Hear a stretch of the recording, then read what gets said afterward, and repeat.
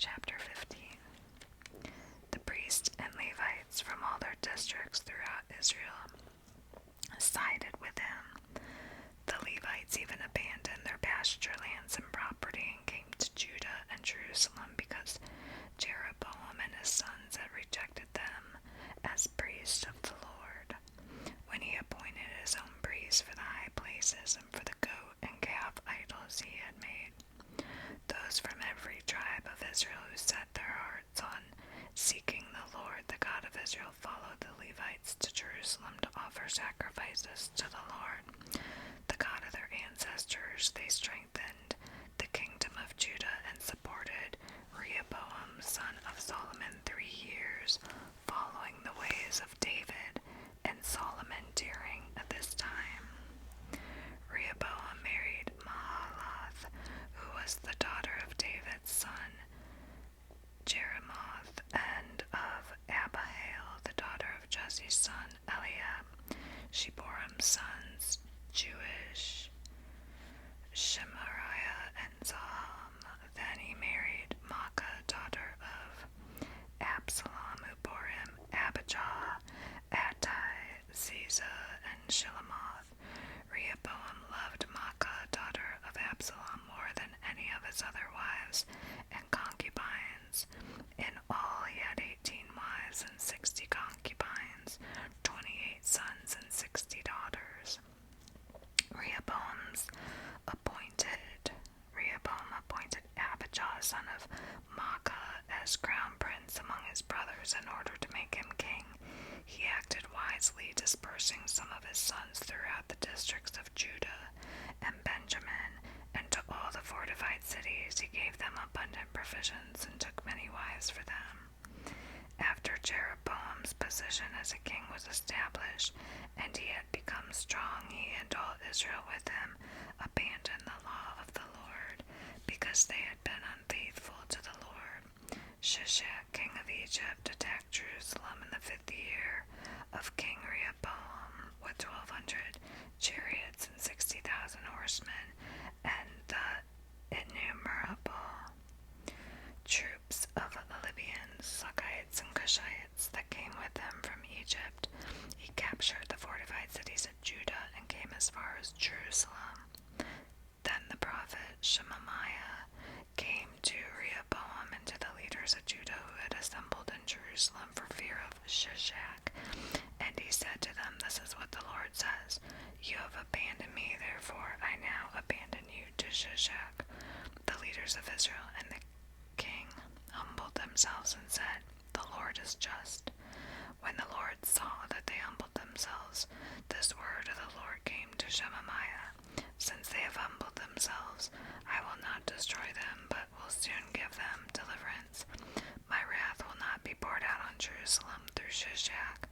They will, however, become subject to him, so that they may learn the difference between serving me and serving the kings of other lands."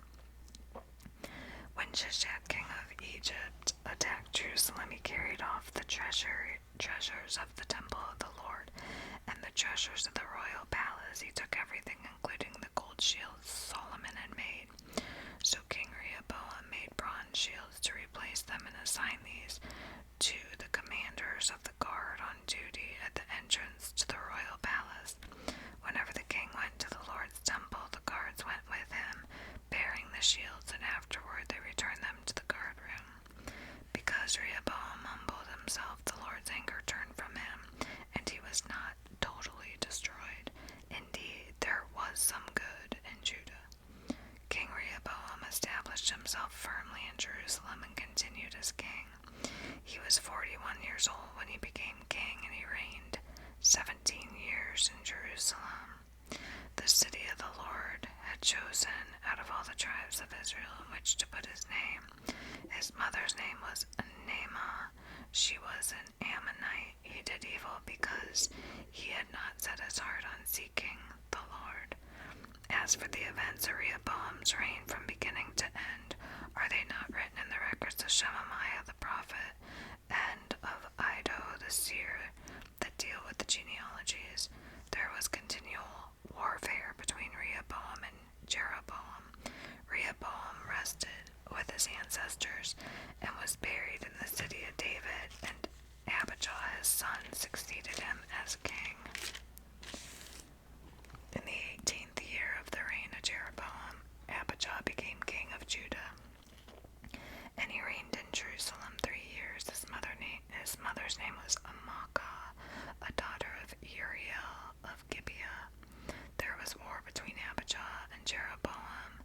Abijah went into battle with an army of 400,000 able fighting men, and Jeroboam drew up a battle line against him with 800,000 able troops.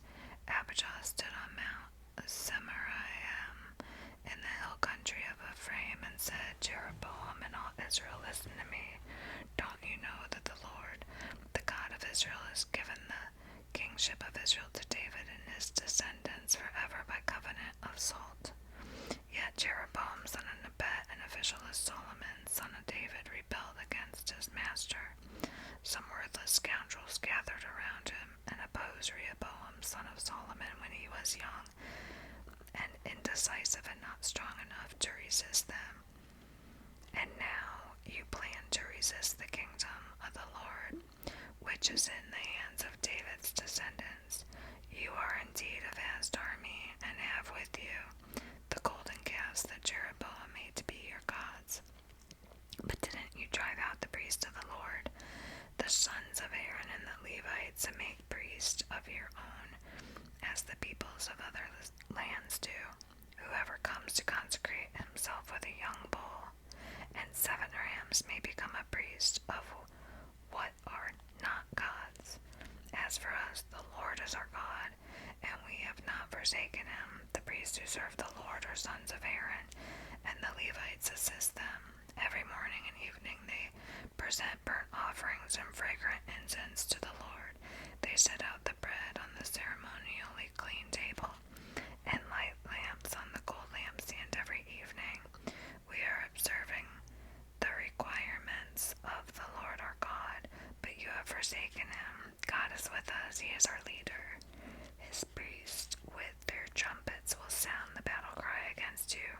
People of Israel, do not fight against the Lord, the God of your ancestors, for you will not succeed. Now Jeroboam had sent troops around to the rear, so that while he was in front of Judah, the ambush was behind them. Judah turned and saw that they were being attacked at both front and rear. Then they cried out to the Lord.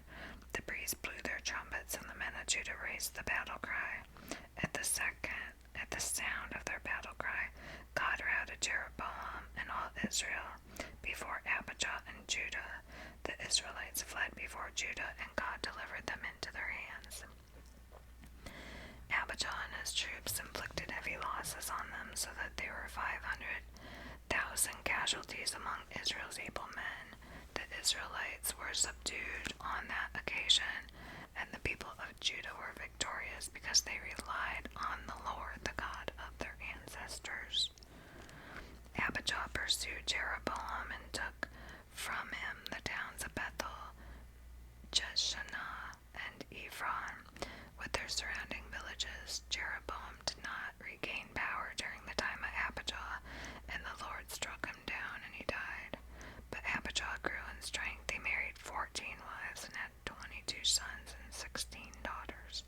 The other events of Abijah's reign, what he did and what he said, are written in the annotations of the prophet Iddo. And Abijah rested with his ancestors and was buried in the city of David. Asa, his son, succeeded him as king, and in his days the country was at peace for 10 years. Asa did what was good and right in the eyes of the Lord his God. He removed the foreign altars and the high places, smashed the sacred stones, and cut down the Asherah poles. He commanded Judah to seek the Lord, the God of their ancestors, and to obey his laws and commands. He removed the high places and incense altars in every town in Judah, and the kingdom was at peace under him. He built up the fortified cities of Judah, since the land was at peace. No one was at war with him during those years, for the Lord gave him rest. Let us build up these towns, he said to Judah, and put walls around them.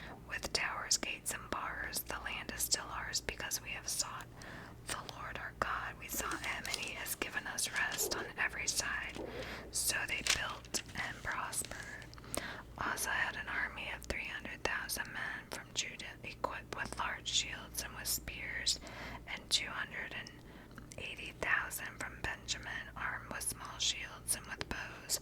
All these were brave fighting men. Zerah the Cushite marched out against them with an army of thousands upon thousands and 300 chariots, and came as far as Marashah. Asa went out to meet him, and they took up battle positions in the valley of Zebetheth near Marashah. Then Asa called to the Lord his God and said, Lord, there is no one like you to help the powerless against the mighty.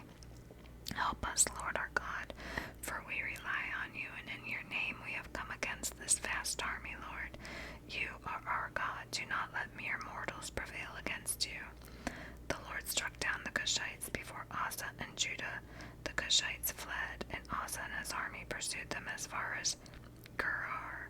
Such a great number of Cushites fell that they could not recover. They were crushed before the Lord and his forces. The men of Judah carried off a large amount of plunder. They destroyed all the villages around Gerar, for the terror of the Lord had fallen on them. They looted all these villages, since there was much plunder there. They also attacked the camps of the herders and carried off droves of sheep and goats and camels. Then they returned to Jerusalem. The Spirit of God came on Azariah, son of Obed. He went out to meet Asa and said to him, Listen to me, Asa, and all Judah and Benjamin. The Lord is with you when you are with him. If you seek him, he will be found by you. But if you forsake him, he will forsake you. For a long time Israel was without the true God, without a priest to teach, and without the law. But in their distress they turned to the Lord, the God of Israel, and sought him, and he was found by them. In those days it was not safe to travel about, for all the inhabitants of the lands were in great turmoil. One nation was being crushed by another, and one city by another, because God was troubling them with every kind of distress. But as for you, be strong and do not give up, for your work will be rewarded. When Asa heard these words and the prophecy of Azariah, son of Obed the prophet, he took courage. He removed the detestable idols from the whole land of Judah and Benjamin, and from the towns he had captured in the hills of Ephraim. He repaired the altar of the Lord that was in front of the portico of the Lord's temple. Then he assembled all Judah and Benjamin, and the people from Ephraim, Manasseh, and Simeon who had settled among them, for large numbers had come over to him from Israel when they saw that the Lord his God was with him. They assembled at Jerusalem in the 3rd month of the 15th year of Asa's reign. At that time they sacrificed to the Lord 700 head of cattle and 7,000 sheep and goats from the plunder they had brought back. They entered into a covenant to seek the Lord, the God of their ancestors, with all their heart and soul. All who would not seek the Lord, the God of Israel, were to be put to death, whether small or great, man or woman. They took an oath to the Lord with a loud acclamation, with shouting, and with trumpets and horns. All Judah rejoiced about the oath, because they had sworn in wholeheartedly. They sought God eagerly, and he was found by them, so the Lord gave them rest on every side. King Asa also deposed his grandmother Maacah from her position as a queen mother, because she had made a repulsive image for the worship of Asherah. Asa cut it down, broke it up, and burned it in the Kidron Valley. Although he did not remove the high places from Israel, Asa's heart was fully committed to the Lord all his life. He brought into the temple of God the silver and gold and the articles that he and his father had dedicated